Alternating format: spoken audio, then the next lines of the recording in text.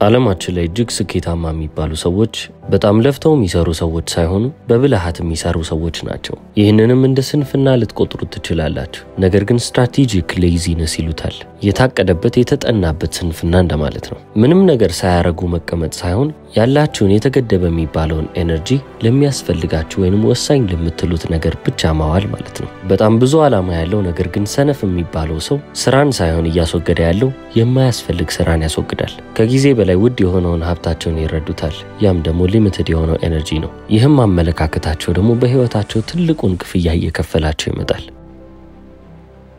አሁን ስንፍና የሚባለውን ነገር ልክ እንደ መጥፎ ነገር ወይንም ደግሞ እንደ ደካማ ጎን ልናነሳው እንችላለን። በዛ መንገድ ነገሩን ከማየት ይልቅ ግን እንደ ኤፊሺየንሲ ድራይቨር ብንመለከተውስ፣ በትንሽ ሰዓት ብዙ ስራዎችን የሚያሰራንን አንዱ የሚገፋን አካል አድርገን ብናስበውስ፣ ያ እንዴት ሊፈጠር ይችላል ካላችሁ ብዙ የሚቃረንን ኃይል የሌለበትን መንገድ መምረጥ ማለት ነው። ፊዚክስ ላይ መቼስ ስለ ፍሪክሽን ተምራቸዋል። አንድን ሳጥን መሬት ላይ ያንፏቀቃችሁ ከመግፋት ይልቅ ክብ የሆነን ነገር እያንደባለላችሁ ማለፍ ይሻላል። ምክንያቱም ሳጥኑን መግፋት የናንተን ትልቁን ኃይል ይወስዳል፣ ጊዜያችሁንም በዛው ልክ ታጡታላችሁ። በተመሳሳይ መልኩ ግን የሆነ ክብ የሆነ ነገር እየገፋችሁ ብትሄዱ የምታባክኑት ጊዜ በጣም ትንሽ ነው። በተጨማሪም ኤነርጂ ወይንም ጉልበታችሁም ምንም አልተነካም ማለት ይቻላል። ታዲያ ስንፍናም እንዴት ይጠቅመኛል ካላችሁ የናንተን በጣም ሊስት ሬዚስተንስ የሚባለውን መንገድ እንድታገኙ ይረዳቸዋል።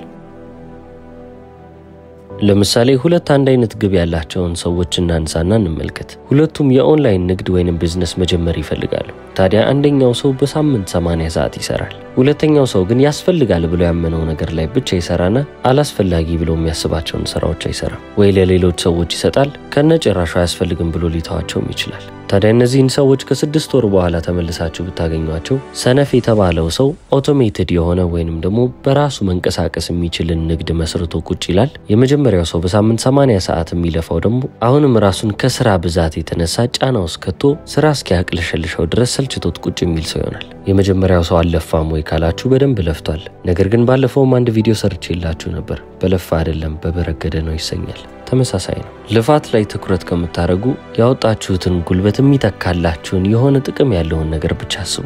ለዚህ ነው ስትራቴጂክ ሌዚነስ ብለው የሚጠሩት። የታሰበበት ስንፍና እንደማለት ነው። በቃ ራሳችሁን ከዚህ ጭንቀት ከሚባል ነገር ታላቅቃላችሁ። የሚያስፈልገውን ነገር ብቻ ሰርታችሁ ዞር ማለት ነው። አሁን ብዙ ሰው የተቸገረው ምኑ ጋር መሰላችሁ? አክቲቪቲ እና አኮምፕሊሽመንትን አንድ እያደረገ ተምታቶበታል። ተግባርና የተሳካ ነገር አንድ አይደለም። አንድን ተግባር እያደረጋችሁ ስለሆነ ብቻ ተግባሩ ግባችሁን የሚመታ ተግባር ነው ማለት ግን አይደለም። አንዳንድ ምሽቶች ይኖራሉ። እስከ ጠዋቱ ድረስ ለፍታችሁ የምትሰሩት ስራ ይኖራል። ጠዋት ግን ምን አሳካችሁ ተብላችሁ ስትጠየቁ እዚህ ግባ የሚባል ምንም አይነት ነገር አልሰራችሁም። ታዲያ ግራ የመጋባት ስሜት ይኖራል። ምክንያቱም እንቅልፋችሁን ሰውታችሁ ቁጭ ብላችኋል። ውጤታማ መሆንን ከቢዚ መሆን ጋር አንድ አድርገን ከተመለከትነው ሁሌም ቢሆን እየሳትን እንሄዳለን። ቢዚ ነኝ የሚል ሰው ሁሉም የሚሰራ ሰው አይደለም። ቢዚ በመሆናችሁ ምክንያት ይደክማችኋል። ስለዚህ ድካማችሁን ልክ እንደ ሽልማት ታዩታላችሁ። አየህ ሰርቻለሁ ማለት ነው። እንደ ዛሬ በስራ ደክሞኛ ያቅም ብላችሁ ታምናላችሁ። አይምሯችሁ ራሱን አታለለ። ቢሮ ውስጥ ራሱ በአለቃችሁ የሚመሰገነውን ሰው ብትመለከቱ ከጠዋቱ 2 ሰዓት እስከ ማታ 12 ሰዓት የሚሰራው ሰው ነው እንጂ በጥቂት ሰዓቶች ውስጥ ብዙ ስራዎችን አጠናቆ የሚወጣውን ሰው ሲመሰገን አትሰሙትም። ለምን ብላችሁ ጉዳዩን ከተመለከታችሁ ሰው ብዙ ጊዜ ልፋትን ከውጤታማነት ጋር አንድ ስለሚያደርግ ነው። ታዲያ አሁን አደገኛ የሚባለው ቦታ ላይ ትመጣላችሁ። ህልም አላችሁ፣ ብዙ ትላልቅ ነገሮችን ማድረግ እፈልጋለሁ ብላችሁ ታምናላችሁ። ታዲያ በልፋት የምታምኑ ከሆነ ደግሞ ይህ ድብቅ የሚባለው ፍላጎታችሁ ማለትም ህልመኛ መሆናችሁ፣ ትላልቅ ነገሮችን መፈለጋችሁ ከጥረት ጋር ወይንም ከኤፈርት ጋር አንድ ላይ ሲሆን ራሳችሁን የብክነት መንገድ ላይ ታስገባላችሁ። ስለምትለፉ ብቻ የምትለወጡ ይመስላችኋል። ነገር ግን የሮጠው ላይ ያሸንፋል ማለት አይደለም። ሁሉም ሰው ይሮጣል አይደል እንዴ? ሁሉም ሰው ይደክማል። አሸናፊ ሆኖ የሚገኘው ሰው ግን አንድ ሰው ብቻ ነው። ለዚህ ነው በጣም ብዙ ሰው ቀኑን ሙሉ ቢሮ ሲሰራ ይውላል። እስቲ አንድ ያጠናቀቅ ከሆነ አሪፍ የሚባል ወይንም ጠቃሚ የሚባል ነገር ጥራ ሲባል በጣም ጥቃቅን የሚባሉ ነገሮችን ነሰሰሪ የማይባሉ ወይንም አስፈላጊ የማይባሉ ተግባሮችን ይጠቅሳል። ስለዚህ አሁን ይሄንን እንዴት ቀርፈን ጥሩ የሚባል ሰነፍ መሆን እንደምንችል እንመለከተዋለን።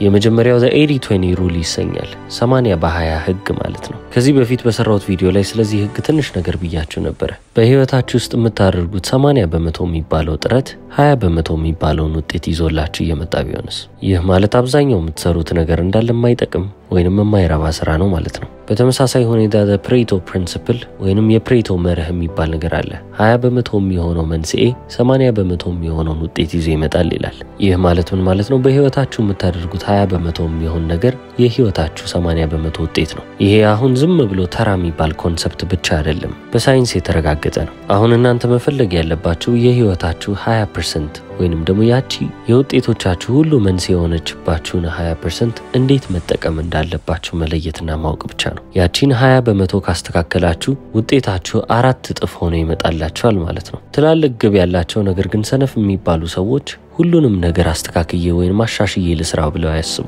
ዋናው ነገር ምንድነው? ቀሪውን እንዳለ አልፈልገውም በሚል ማይንድሴት ነው ሁሉንም ነገር የሚመለከቱት። እናንተም በዚህ ወር ያገኛችሁትን ውጤት ዝም ብላችሁ ብትመለከቱ ምን ያህል ሰርታችሁበት ነው? የትኛው ስራችሁ ነው የምርም ይሄንን ውጤት ይዞ የመጣው? ሙሉ 30 ቀን የለፋችሁበት ነገር እንዳልሆነ እርግጠኛ ነኝ። ትናንሽ ነገሮች ወይንም ደግሞ የተግባሮቻችሁ እንዳለ 20% የሚሆኑት ናቸው ለአሁኑ ውጤታችሁ ተጠያቂ ሊሆኑ የሚችሉት። ለምሳሌ የሽያጭ ሰራተኛ የሆነ ሰው ካለ ላገኘው ሰው መደወል ሳይሆን የተባሉ የተሰበሰቡትን ፖቴንሻል ባየርስ የተባሉት ጋር እየደወለ ለመሸጥ መሞከር ይቀጥላል ማለት ነው። አንድ ሰው ኮንተንት ክሪኤተር ከሆነ ለምሳሌ ቲክቶክ ስልኩን አንስቶ መቅረጽ የሱ ትልቁ የሚባለው ስራ ይሆናል። ምናልባት ለዚህ ቀረጻ ብቻ አስቦ በየቀኑ 2 ሰዓቱን ለዚህ ነገር ቢያውል ከ6 ወር በኋላ ይህ ኮንተንት ክሪኤተር ማሳካት የፈለገውን ግብ እንዳለ አሳክቶ የጨረሰ ሰው ይሆናል። ከ10,000 ተከታይ ወደ 100,000 ተከታይ ማለፍ የፈለገ ሰው ሊሆን ይችላል። ከ6 ወር በኋላ ስታዩት ያንን አሳክቶ የጠበቃችሁ ሰው ሊሆን ይችላል። ለምን? በቀን ለ2 ሰዓት ብቻ ሰርቶ ነገር ግን ዋና የሚባለውን ስራ ነው የፈጸመው። እኔ ራሴንም እንደግለሰብ ስመለከተው የምርም ሰነፍ ሰው ልሆን እችላለሁ። አሁን እንዳልኳችሁ ስትራቴጂካል ሌዚነስ በሉት። ምክንያቱም በቀን ማክሲመም ሰራው ከተባለ 3 ሰዓት ብቻ ነው። በየቀኑ ቪዲዮዎች ለእናንተ አደርሳለሁ፣ ነገር ግን ቢበዛ በቀን ውስጥ 3 ሰዓት ወይንም 4 ሰዓት ብቻ ነው የምሰራው። አስተውሉ ታዲያ፣ ቢበዛ ነው ያልኳችሁ። እዚህ ዩቲዩብ ላይ የምሰራው ነገር በቀን ውስጥ ከ2 ሰዓት ወይንም ከ3 ሰዓት በላይ አይፈጅብኝ። ታዲያ የኔ ሚና ምንድነው ብላችሁ ከጠየቃችሁኝም እኔ መስራት ያለብኝ ነገር ብቻ ነው። ሌላ ሰው መስራት የሚችለው ነገር ከሆነ እኔ ለዛ ነገር ጊዜን አላባክንም ማለት ነው። ስለዚህ የምትመለከቱትን ቪዲዮ ኤዲት የሚያደርገው እኔ አይደለሁም። የምትሰሙት ድምጽ ግን የኔ ነው። ከኔ ውጪ ይህንን ማንም ሊሰራልኝ ስለማይችል እኔ በጣም በሚያስፈልገው ወሳኝ ባልኩት ነገር ላይ ማለትም ደግሞ የድምጽ ቅጂው ላይ ብቻ ትኩረት አድርጌ እሰራለሁ። የ15 ደቂቃ ቪዲዮ ለእናንተ ለማስረከብ ቢበዛ 1 ሰዓት ተኩል ይፈጅብኛል። ይህንን የድምጽ ቅጂ ወስዶ ደግሞ አፕሎድ የሚያደርገው በተጨማሪም ሁሉንም የሚያስፈልገውን ሴቲንግ የሚሞላ ደግሞ ሌላ ሰው አለ። ከዛ በኋላ የምትመለከቱትን ፖስተር ወይንም ደግሞ ተምኔሏን ደግሞ እኔ እሰራዋለሁ። አለቀ ማለት ነው። ስራዬ ይቺ ነች። ስለዚህ አሁን እኔን ስትመለከቱኝ ሰነፍ ብላችሁ ልታስቡ ትችላላችሁ። በጣም ብዙ የሚባል ሰው የልፋቱን እያገኘ አይደለም። ማለትም ብዙ ይለፋል፣ ነገር ግን የሚያገኘው ትንሽ ነው። እኔ ግን ልፋቴ ትንሽ ሆኖ የማገኘው ነገር ከልፋቴ በጣም በልጧል። ያም ሊሆን የቻለው ስትራቴጂክ ሌዚነስ በሚባል መንገድ ላይ ሳላውቀው ራሴን ስላስገባሁት ነው። አውቄ ለይቼ ያመጣሁት ነገር አይደለም። የዛሬ 2 ዓመት ተኩል አካባቢ ይህንን ቻናል ስጀምር እኔ ሁሉንም ሰው ልሆንና ልስራ ብዬ አስብ ነበር። የዛኔ የምጠቀማቸው እቃዎች ያን ያህል ጥሩ የሚባሉ ስላልሆኑ የ8 ደቂቃ ቪዲዮ ሬከርድ አድርጎ ሁሉንም ነገር ጨርሶ ለእናንተ ለማቅረብ በቀን 8 ሰዓት ወይንም 9 ሰዓት ይፈጅብኝ ነበር። ይሄም ደግሞ ሊፈጠር የቻለው ሁሉንም ነገር እኔ ልስራው ብዬ ስላሰብኩ ነው። አንዴ ከዚህ መንገድ ላይ አውጥቼ ግን አስፈላጊ የሚባለው አንድ ስራ ምንድነው ብዬ ከለየው በኋላ ከኔ ውጪ ማንም ሰው መጥቶ ሊሰራው የማይችለውን ነገር መስራት አለብኝ ብዬ ከወሰንኩ በኋላ ራሴን በዛ ስራ ላይ ብቻ አስቀመጥኩት። ሌላውን ስራ እንዳለ ሌላ ሰው ይሰራዋል። ስለዚህ እናንተም በስራ ቦታችሁ ምንድነው ማድረግ ያለብኝ ብላችሁ ካሰባችሁ አሁን በእኔ ምሳሌ የሰጠኋችሁ ነገር በራሳችሁ ስራ ውስጥ መተግበር ነው። እናንተ በምታደርጉት ነገር ውስጥ እናንተ ብቻ ልትሰሩት የምትችሉትን ነገር ብቻ ታወጣላችሁ። ያለ እናንተ በህይወት ሊቆይልኝ አይችልም ብላችሁ የምታስቡትን ቦታ ተሸፍኑና ሌላው ነገር እንዳለ ሌላ ሰው መሸፈን ያለበት ስራ ነው ወይንም ደግሞ አስፈላጊ የሚባል ስራ አይደለም። ምክንያቱም እናንተ ዋናው ነገራችሁ ኤነርጂያችሁ ነው። አቅማችሁን እየቆጠባችሁ ትመጣላችሁ። በተጨማሪም ደግሞ ጊዜያችሁንም ተቆጥባላችሁ። ለምሳሌ አንድ ሰው እኔ ነጋዴ ነኝ ቀኑን ሙሉ ሱቅ መቀመጥ አለብኝ ብሎ ካሰበ ማን ነው ግዴታ ያደረገበት? ለምንድን ነው ሌላ ሰው ተከተው መውጣት ያልቻለው? ራሱን የሚያስፈልግበት ቦታ ላይ ብቻ ያስቀምጥና ያንን ነገር ያደርጋል። ሌላው ቦታ በሌላ ሰው ይሸፈናል ወይንም አስፈላጊ አይደለም። በዚህ መንገድ በጣም ትንሽ ስራ እየሰራችሁ ብዙ ነገርን ማሳካት ትችላላችሁ ማለት ነው። ስለዚህ ውጤታማነት የሚባለውን ሐሳብ ከመጀመሪያውም እንድትቀይሩት ወይንም በተለየ መነጽር እንድትመለከቱት ጠይቃችኋለሁ። ቢዚ ስለሆናችሁ ብቻ ውጤታማ ናችሁ ማለት አይደለም። የምርም ህይወታችሁን ብትገመግሙት የሚያስፈልገው ነገር ላይ አክት የምታረጉበት መጠን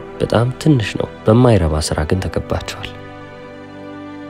ወደ ሁለተኛው ነጥብ ስናልፍ ዲሲዥን ሚኒማይዜሽን የሚባል ነገር እናገኛለን። ውሳኔ የምንወስንባቸው ነገሮች እየቀነሰን እንመጣለን። ዓለማችን ላይ በጣም ግዙፍ ከሆኑና ታዋቂ ከሆኑ ድርጅቶች መካከል Amazon.com አንደኛው ነው። የዚህ ድርጅት ባለቤት ጄፍ ቤዞስም በአንድ ወቅት እንዲህ ብሎ ተናግሮ ነበር። አሁን ላይ ምን ትሰራለህ ብላችሁ ብትጠይቁኝ ጠዋት የምነሳው 4 ሰዓት ላይ ነው። ዘና ብዬ ከቤት እወጣለሁ። የኔ ብቸኛ ስራ ቢሆን በቀን ውስጥ 3 የሚባሉ ጥሩ ውሳኔዎችን መወሰን ነው። ከዛ ውጪ ምንም ስራ የለኝም ማለት። አሁን Amazon.comን ሲጀምር በዚህ አይነት መንገድ አልነበረም የመጣው። በደንብ ለፍቷል፣ ማድረግ ያለበትንም ነገር አድርጓል።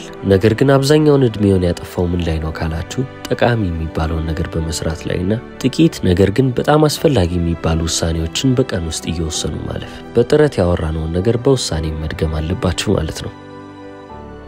በቀናችሁ ውስጥ ውሳኔ የሚያስፈልጓቸውን ነገሮች ለይታችሁ ታውጣላችሁ። ጠቃሚ የሆኑት ነገር ላይ ብቻ ታተኩራላችሁ። ቀሪውን ያለ ውሳኔ ለመኖር ትሞክራላችሁ ማለት ነው። የፌስቡክ ባለቤት የሆነው ማርክ ዘከርበርግ በየቀኑ አንድ አይነት ቲሸርቶችን እየለበሰ ይወጣ ነበር። ለምን ተብሎ ሲጠይቅም ደግሞ ምን አይነት ልብስ ልልበስ፣ ምን አይነት ቲሸርት ልልበስ ብዬ ባላስፈላጊ ውሳኔ መያዝ አልፈለኩም ይላል። በአንድ ግሬ ከለር በጣም ብዙ ቲሸርቶችን ይገዛል። በየቀኑ ተመሳሳይ ልብስ እየለበሰ ይወጣል ማለት ነው። በህይወታችሁ ውስጥ አላስፈላጊ የተባሉትን ውሳኔዎች እንዳለ ልታስወግዱ ይገባል። ያንንም እንዴት ነው ማረጋው ካላችሁ በተደጋጋሚ መወሰን ያለባችሁን ነገር ለአንዴና ለመጨረሻ ጊዜ ውሳኔን ማቅረብ ይኖርባችኋል። ማርክ ዘከርበርግ የተናገረው ነገር እንደ ምሳሌ ሊቀርብ ይችላል። በየቀኑ ቲሸርት መልበስ እንዳለበት ያውቃል። በየቀኑ ውሳኔ ይጠብቀዋል። ስለዚህ የዕለት ተዕለት ውሳኔውን ወደ አንድ ውሳኔ ቀየረው። በየቀኑ የምለብሰውን ነገር ከዚህ በኋላ አላስብም፣ ግሬ ቲሸርት አድርጌ በየቀኑ እወጣለሁ አለ።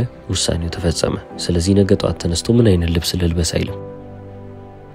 እናንተም በህይወታችሁ ተመሳሳይ ነገር ይጠብቃችኋል። መፈጸም ያለባችሁን ወይንም ማከናወን ያለባችሁን ነገር እንዳለ በስኬጁል አድርጉት። ማለትም ደግሞ በየቀኑ የሚያጋጥሟችሁ ነገሮች ዛሬ ላይ ሆናችሁ ወስኑ። ስለዚህ ነገ በዛ ሰዓት ምን ላርግ ብላችሁ የምታስቡ ሰዎች አትሆኑ። በስኬጁል የምትመሩ ሰዎች ናችሁ። አንዴ ወስናችኋል። ታዲያ አሁን በዚህ ሰዓት ላይ ለራሳችሁም ህግ ልታወጡ ይገባል። ከዚህ እስከዚህ ሰዓት ድረስ ምንም አይነት ስብሰባ አላካሄድም ብላችሁ ከወሰናችሁ በዛ ውሳኔ ልትጸኑ ይገባል። ምንም ማመንታት የለም። ከምትለብሱት ልብስ ጀምሮ እስከምትበሉት ምግብ ድረስ እያንዳንዱን ውሳኔዎቻችሁን እየቀነሳችሁ መምጣት አለባችሁ። አሁንም ዞሮ ዞሮ ሜንታል ክላሪቲን ወይንም ደግሞ ለአእምሯችሁ ንጹህ የሆነ ነገርን እያቀረባችሁለት ነው። ጥርት አድርጎ እንዲያስብ ማለት ነው። እነዚህ ትናንሽ ለውጦች ሊመስሉ ይችላሉ። ነገር ግን በህይወታችሁ የሚፈጥሩትን ኢምፓክት እንደ ቀልድ እንዳታልፉት። ህይወታችሁን ድራማቲካል በሚባል ደረጃ ወይንም ደግሞ በጣም ተጋነነ በሚባል ደረጃ ላይ ነው የሚለውጠው። ምክንያቱም ብዙ ጊዜ ስራ ከመስራታችሁ በፊት በጣም ሞቲቬትድ ሆናችሁ ወይንም ሞራል ተሰምቷችሁ ትጀምራላችሁ። ስጨርሱ ግን ደክሟችሁ ወይንም ሁሉም ነገር አስጠልቷችሁ ትጨርሳላችሁ። ያ ነገር አይፈጠርም። ሜንታል ፐርፎርማንሳችሁ መጀመሪያ በነበረበት ደረጃ ይቀጥላል ማለት ነው። ቅድም እንዳልኳችሁ ግን እናንተ ምርጥ ብላችሁ የምታስቡትን ጊዜ በጣም አስፈላጊ ለሚባለው ውሳኔና አስፈላጊ ለሚባለው ስራ ታውላላችሁ። ሙሉ ትኩረት የሚገባው ስራ ግማሽ ትኩረት ማግኘት ስለሌለበት ያ ስራ የሚፈልገውን ያህል ትኩረት ተሰጡና ትሰሩታላችሁ። ብዙዎቻችን አይደለም የምንሰራውን ነገር የበለጠ ቁጭ ብለን ፕላን ማድረግ ከሰዓት ላይ ቆመን ማታ ምን እንደምንበላ እንኳን ለይተን ምናቅ አይደለም። እኛ ማድረግ የከበደንን ነገሮች ሌሎች ሰዎች ሲያደርጉ ስንመለከት እነሱን በጣም ከፍ አድርገን እንመለከታለን። ምን አይነት እድለኛ ነው እንላለን። ከኛ የበለጠ ነገር ግን አድርገው አይደለም። ያ የሚፈልጉትን ነገር እንዴት በቀላሉ ማግኘት እንደሚችሉ መንገዱን ስላዘጋጁት ነው። ልክ ቅድም ባስረዳችሁ በፍሪክሽኑ ምሳሌ መሬት ላይ ሳጥን እያንፏቀቃችሁ ከምትሄዱ ክብ ነገር እያንደባለላችሁ ብትሄዱ እናንተ ጊዜያችሁንም አቅማችሁንም ትቆጥባላችሁ። ስለዚህ እናንተ ወደምትፈልጉት ግብ የሚያደርሳችሁን ነገር በጣም በቀላሉ እንዴት ላገኘው እችላለሁ ብላችሁ አስቡ። እንደ ቀላል ምሳሌ እንቅልፍን መውሰድ እንችላለን። ማታ በጊዜ መተኛት ፈልጋችሁ ከሆነ ይህንን አላማችሁን በቀላሉ ሊያሳካላችሁ የሚችለው ነገር ምንድነው? ስልካችሁን ይዛችሁ ወደ መኝታ ክፍላችሁ አለመግባት፣ ቲቪያችሁን አለማብራት። እነዚህን የሚያዘናጓችሁን ነገሮች ይዛችሁ ወደ ክፍላችሁ ስትገቡ ራሳችሁ ላይ መንገዱን እያከበዳችሁት ነው። በየቀኑ 2 ሊትር ውሃ መጠጣት የሚፈልግ አንድ ሰው መንገዱን እንዴት ማቅለል ይችላል ካላችሁ በሚቀመጥበት ባለበት ቦታ ላይ ሁሉ የሃይላንድ ውሃ ያስቀምጣል። ስለዚህ በሄደበት በተቀመጠበት ቦታ ሁሉ ያስታውሰው ያንን ነገር እየጠጣ ይሄዳል ማለት ነው። መጽሐፍ ማንበብ የሚፈልግም ሰው በየሄደበት ቦታ ሁሉ አንዳንድ መጽሐፍ ቁጭ ያደረገ ማለት ነው። ውፍረት መቀነስ የሚፈልግ አንድ ሰው የማይጠቅመውን ምግብ ከቤት ውስጥ ማውጣት አለበት። ጣፋጮችን ወይንም ደግሞ ለውፍረት ይዳረጋሉ የሚባሉትን ምግቦች እንዳለ ያስወግድና ጤናማ የሚባሉ ምግቦችን ያስቀምጣል። ስለዚህ አሁን ፍሪጁን ሲከፍት ሌላ ጊዜ የሚያስደስተው ነገር የለም። ያለውን አማራጭ ይመለከትና ካለው ተነስቶ ይበላል። ነገር ግን በፊት እንደለመደው ቢሆን ኖሮ ከራሱ ጋር ግብግብ ይጀምራል ማለት ነው። ለዛሬ ብቻ እኮ ይሄንን ጣፋጭ ብበላ ምንም አልሆንም ይላል። ምን ጀመረ? ራሱን መደለል፣ ራሱን ማታለል። ስለዚህ አንዳንድ ጊዜ ውሏችን በሰራነው ስራ ብቻ አይደለም በወሰናቸው ውሳኔዎችም ጭምር ወይ አልፊ የሚባል ቀን ሊሆን ይችላል ወይንም ደግሞ አሪፍ የሚባል ቀን ሊሆንልን ይችላል። ምንም አይነት ስራ ሳሰሩ ቀኑን ሙሉ በውሳኔ ብቻ አሳልፋችሁ እንኳን ደክሟችሁ ልትገቡ ትችላላችሁ። የሰራችሁት ስራ አለ የለም፣ አይምሯችሁ ግን ሙሉ ቀን ሲሰራ ነበር። ስለዚህ ያ ነገር ደግሞ እናንተን ያደክማችኋል ማለት ነው። ሁሉም ነገር በዚህ መንገድ ነው የሚሰራው። እስከ መጨረሻው ስለተከታተላችሁኝ አመሰግናለሁ። ቻው።